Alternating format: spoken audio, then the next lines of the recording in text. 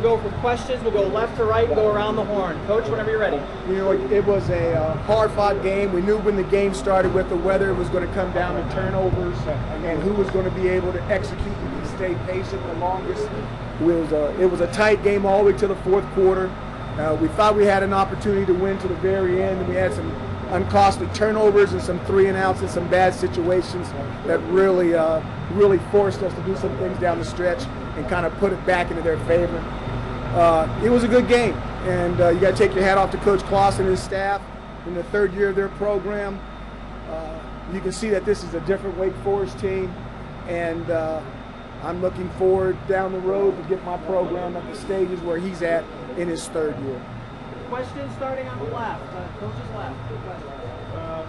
Mo Neal came in late. Talk about what he's done for you so far and his progress so far as a true freshman. Mo Neal is doing really, really well. You know, we thought earlier in the game with all the rain and the type of running, it really wasn't kind of his surface. And we thought we were hoping that it would dry up so we could get him in there. And then obviously, once he dried up and you put him in there, you can see what he can do for our team. But it was a mutter surface early, and that's really not Mo Neal's game. Steven? I know the weather wasn't ideal, especially in the first half, but what, if anything else, played into a lack of throwing the ball deep? Offensive line, Dungy, just the weather? Well, obviously they were throwing a series. They were blitzing a lot on first down. They were stressing some personnel that's been young in their development, and you know, we had trouble with it. They were getting to the quarterback. They were getting shots. You know, we had some guys open, but the quarterback can't throw it to him if you can't see him. Is there anything, just looking back at how they played, that you wish you prepared for differently, or had something kind of ready to go? No, the only thing I'd say is we probably should have ran the ball a lot more in the first half. I mean, it was just one of those situations where you're throwing the ball in that stuff, and until the rain stopped, it really wasn't high percentage. No questions on the right on this side. Back. Coach, can you take us through the end of the second half? At the end of the first half, there you get the big run by Strickland. What was the thinking at hurrying the offense up instead of burning that time out at the 1 yard line? It wasn't at the 1 yard line. Strickland didn't get to the 1 yard line. Down in the red zone, though. Oh, okay. Just hurrying up instead of setting the offense and then having more plays. When you have the defense on their heels like that, when he got tackled, the clock was at 11 and running. We burn a timeout right there. We're only going to get one play. We would like to save the timeout for the chance for the field goal. We operate so fast, 11 seconds. We're going to be able to operate, get that play, and still have time left to kick the field goal if we don't score. I thought we operated exactly right. When the interception happened in the end zone, how much time was left on the clock?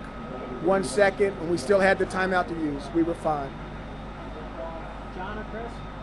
So you said you wanted to run the ball more in the first half. Do you mean that by handoffs to the running back, or more of, because later in the game you went more with Dungy, keeping the ball himself? When we run the ball, everybody's responsible for runs. Quarterbacks, the O-line, the running backs. So that means all of those guys are included in that situation. We probably threw the ball a little bit too much in the first half. Maybe you have questions? Defensive consistencies, defensive progress, development from, last week to this week. What did you see? The weather helped both defenses, but I thought our defense played extremely well. The couple of the runs that the young man made late was they were checking, we were checking. They were rechecking, we were rechecking. There was a lot of chess matches going on out there, and we missed a recheck on their sideline when he got a long run based off of their sideline.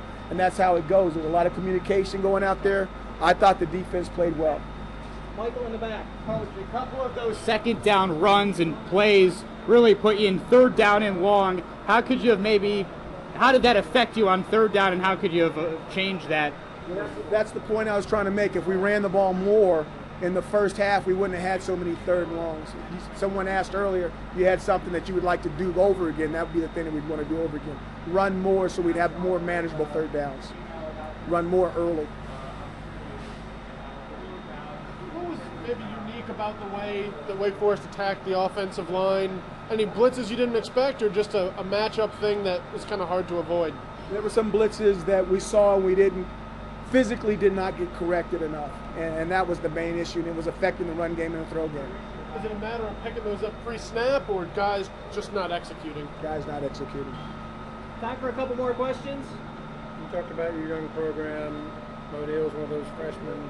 that you brought in? How important is he to this program and the other guys Monil, in his class? I think the entire class is important. You know, Monil is going to be special. This is a guy that's 18 years old playing major division college football, and he doesn't have the buys and the tries yet. You know, and his body still looks like a high schooler instead of a college guy. You know, give us a year and a half to develop his body. He's going to be something special. John, Go. With Amba's unsportsmanlike conduct penalty and Kendall's targeting, do you see your team losing composure at all at the end of the game? Not at all. You have to understand what happened. First of all, I didn't see Coleman's hit. Was it that drastic of a late hit? I didn't see it. Was it? To helmet too. Coach. It was helmet to helmet. Was it an accident or it looked like it was on purpose? Looked like he could have avoided it at least a little bit. 2 steps after the ball was thrown. Okay, I didn't see that one. Amba's thing was based off of what they were doing to our quarterback out of bounds. So unless you knew exactly what they were doing, Amba was going to defend Dungy. It wasn't something about Amba losing control. Okay? Last question for Coach. Dungy had some tough misses. Is there anything wrong with him mechanically or injury-wise, or is it just a product of everything with tonight? You know, I think the young man got hit a little bit tonight. You know, he got hit a lot. There was a lot of those pressures up the middle, and even when he was getting the ball off, those guys were in the vicinity, so to speak. So there was a lot of hits. Thank you very much, Coach. Thank you. I didn't get too far in the shot. No, you were close. Thanks. Sorry.